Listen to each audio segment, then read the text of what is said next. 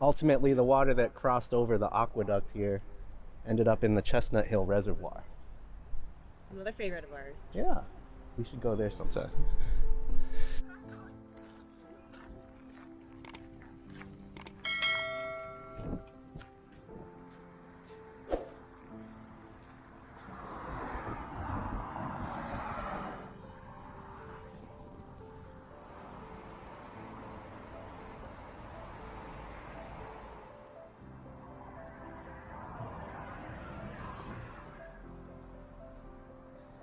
$1887.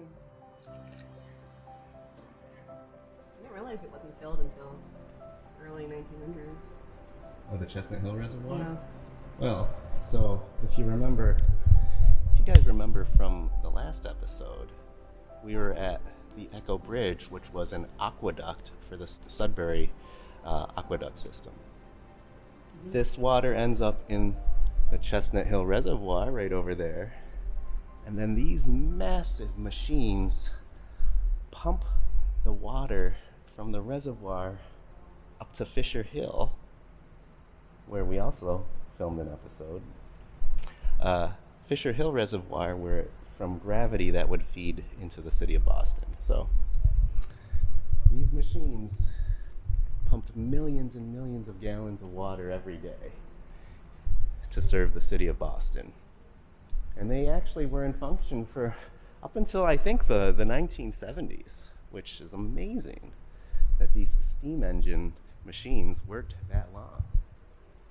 It's just fantastic.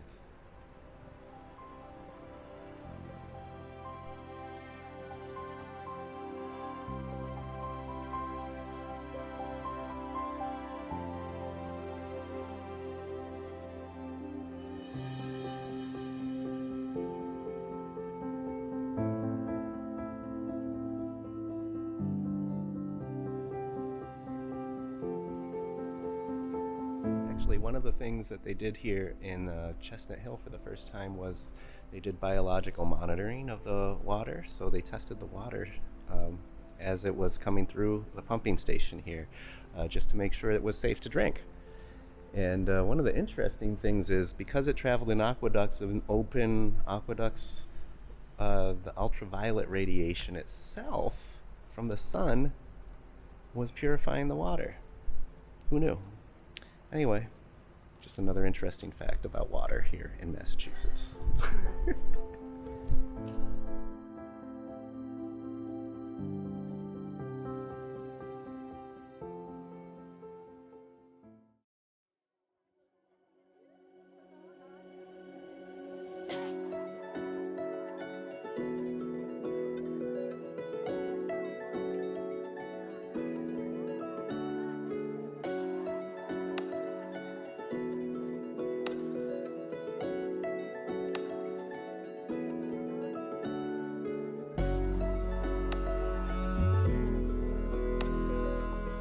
Chef's special bao.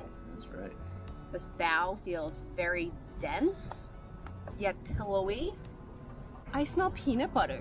Let's see if that's actually crushed in there. peanuts. Wow.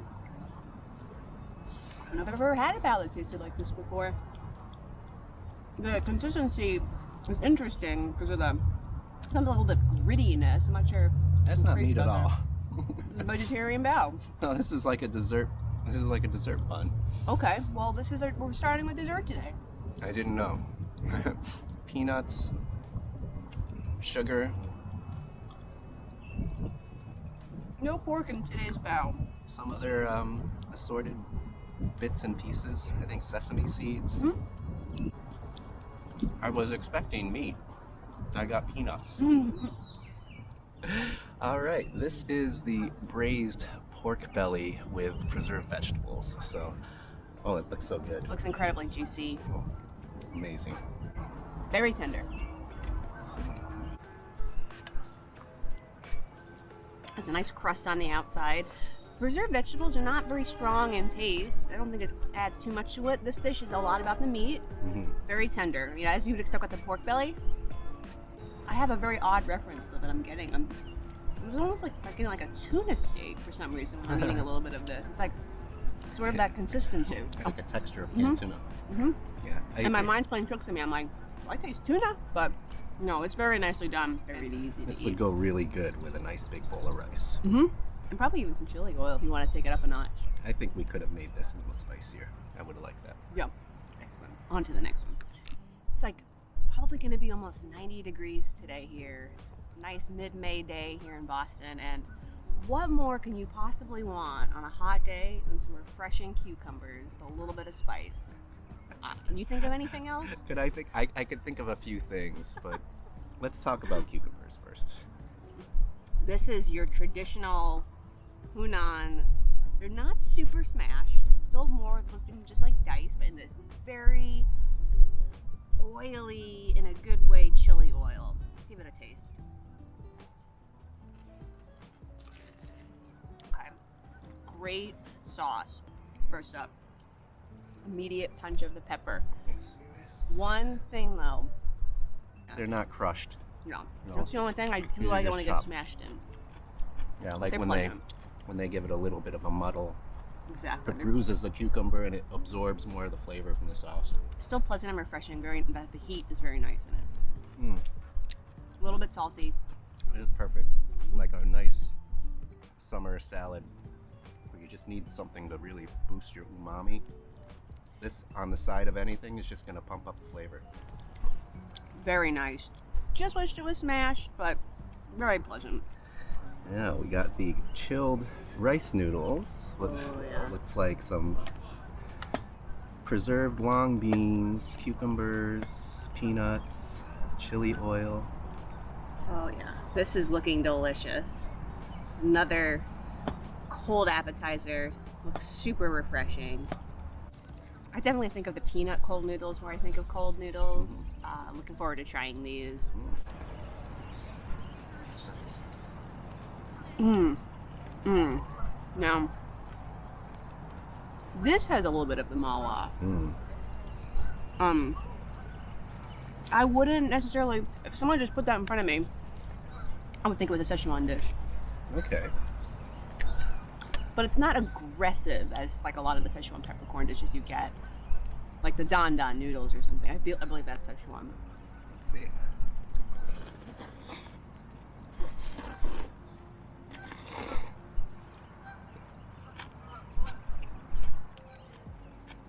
I love it. The after though is not actually, it's like almost like a trick. You think it's not really Szechuan. spicy. It's not spicy at all, really.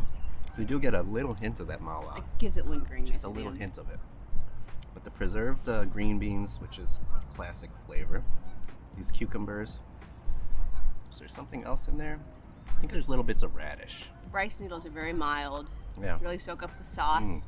That's so good. Another super refreshing dish for a hot day. Oh yeah. I could Definitely eat, coming back for more. I would eat that like when it's a really hot summer day for my entire meal. Yeah. Just a bowl of cold noodles with that really pungent sauce, sour, tiny bit of spice, but it's mostly refreshing, really. So refreshing. Ooh, that bite had a nice bit of chili. That, and you can put more chili oil on this. That's what you're feeling. That sauce at the bottom of it gets dipped in like your bao or something. Ooh, I got a mala. A little nummy. Delicious. So good. One of my favorite dishes. Just added a little bit extra chili oil to this to amp it up a little bit more. Here we go. Just gonna splatter all over my Sasquatch shirt now. You know it.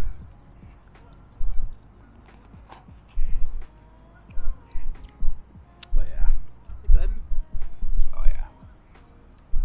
It was good before, but adding that little layer of heat on top just makes it so much better. Oh yeah. Get those scallions. Get those beans. Oh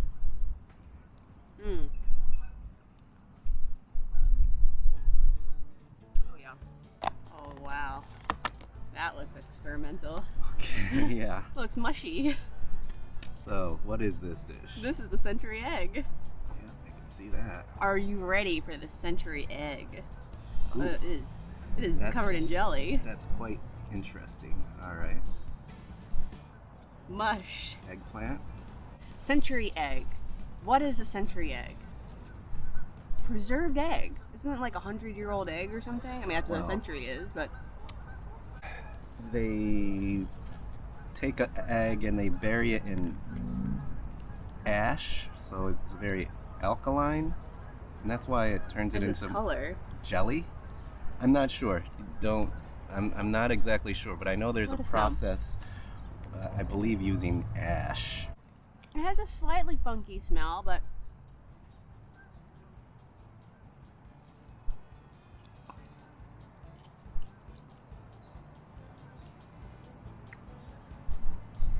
it's not. Oh, oh God! What is that? It's very funky. I don't know if I've ever tasted anything like that before. I almost thought feet for a minute. I'm scared actually now that you've reacted this way. You're probably gonna like it. Remember, I don't like tripe. It's very jelly-like. Texture was fine. It was the taste of the yolk or something. This is a popular dish at this restaurant. I think it is the popular dish. I will have to say, no, I don't like it. Oh, That that's sulfury. Thank Yeah, you. It's very sulfury. This guy. Oh. That's what rotten eggs taste like. Hope that doesn't come up. Should you give it to the birds? Egg. Yeah. They kill the birds. Sorry, everyone that loves century eggs, but Yeah, I mean no offense. it's an acquired taste, and it's not for me. You know, like, I remember having like something that was called Hunan, something like a Hunan restaurant when I was younger, and I'm pretty sure it wasn't anything spicy. No. I just wish that like restaurants in the U.S. didn't feel like they needed to also add like those Chinese American dishes to like get people to come in. Just want people to come in and like come in and try the century egg. I mean, yeah, you're not always gonna find. Well, this is an interesting topic. Maybe we can talk about this a bit more. Chinese food in the United States largely was Cantonese because that was the workers that came over from China, mostly in the 1800s. Mostly men, and a lot of them came looking for work, and they really could only do a few things. Opening a restaurant was one of them, and so for the most part Americans were exposed to Cantonese Chinese food because that's the large amount of the immigrants that were the first Chinese immigrants in the United States. So we haven't really had an exposure to more regional dishes up until more recently. And now it's really blowing up. I mean, we're seeing things like hand-pulled noodles everywhere now, and that's a very specialized dish Xi'an. from the Xi'an province, right? So now when we see Hunan, we're not thinking about, you know, General Gao's chicken, but they do have it in the restaurant. Yeah, that's what I'm saying. Like, do we really need to still have that Yeah, well, this is the thing is, for those places?